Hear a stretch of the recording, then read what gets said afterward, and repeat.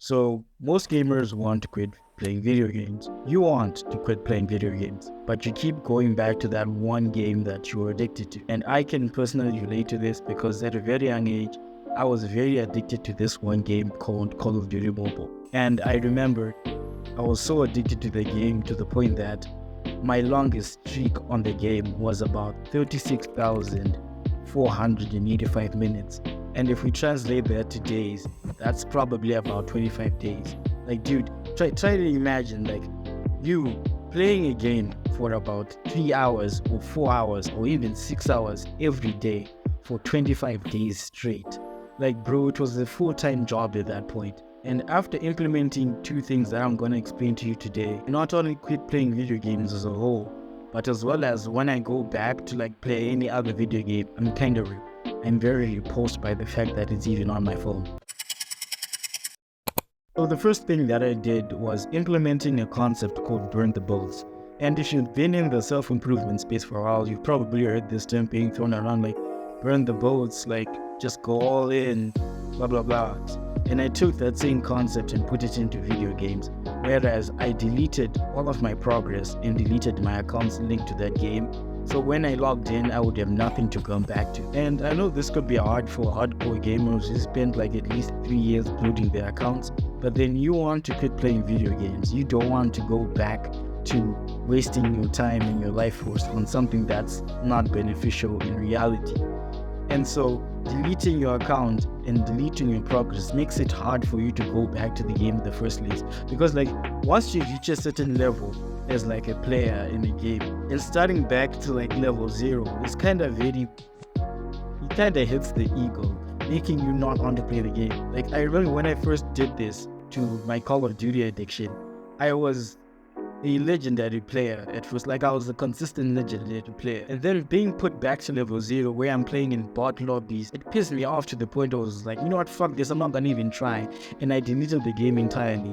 So you could do the same with either Minecraft or even Call of Duty or Apex Legends, the game that you're addicted to.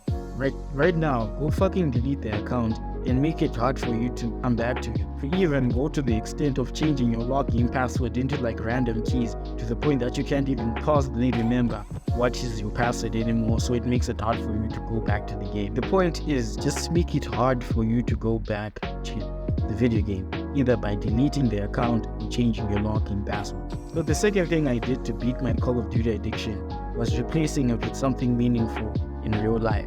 Because if you're a gamer, you're probably a person who likes to progress in things, right? That's why you spend so many copious hours playing that fucking one game that makes you want to cry at night alone when you're grinding for some weird skin.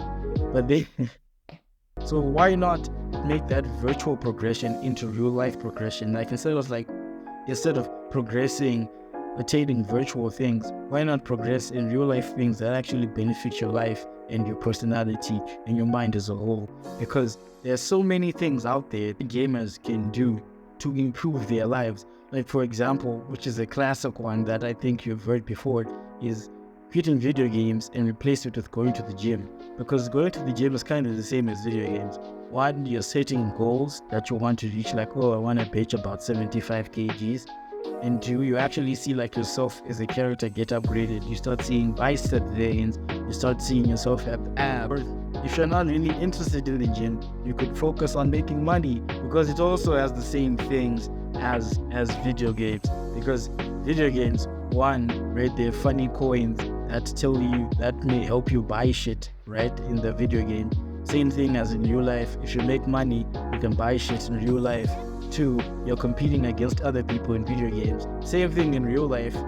When it comes to business, you're competing against other businesses to make money. And the third thing is that you get like cool rewards. Some cool rewards in video games, and in real life it's just basically you may be buying stuff for yourself or being just satisfied with happy customers. Like there's so many things that you as a gamer could integrate to after quitting a video game. That's feeling the time you had playing video games to something that is more meaningful in your life. And if you want to find out more activities that you can do as a person who just quit video games, I've already made a video talking about 4 attractive hobbies you can do as a person who needs time to fill in after quitting video games, which The video is linked down in the description. And so if you reached all this way, thank you for watching. Here comes some weird outro that I have not prepared for. Do I have anything else to say? No. So yeah. And yeah, goodbye, Kaizen.